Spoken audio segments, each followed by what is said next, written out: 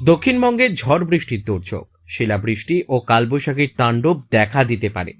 উত্তরবঙ্গের ভারী থেকে অতি ভারী বৃষ্টির সতর্কতা। এপ্রিল মাসের বাকি কটা দিন বিক্ষিপ্তভাবে ঝড় ও বৃষ্টি চলবে রাজ্যের সব জেলাতে।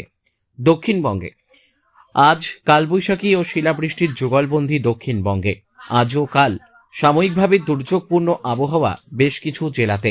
ঝড় বৃষ্টিতে এবং মেঘলা আবহাওয়ায় আজ থেকে তাপমাত্রা কমতে শুরু করবে।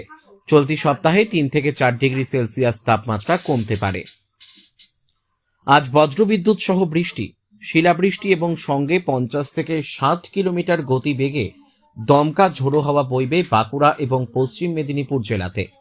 দমকা ঝোড়ো হাওয়া 60 কিলোমিটার গতিবেগে বজ্রবিদ্যুৎ সহ বৃষ্টির সঙ্গে কালবৈশাখীর সতর্কতা বীরভূম, মুর্শিদাবাদ, নদিয়া, পূর্ব ও পশ্চিম বর্ধমান জেলাতে।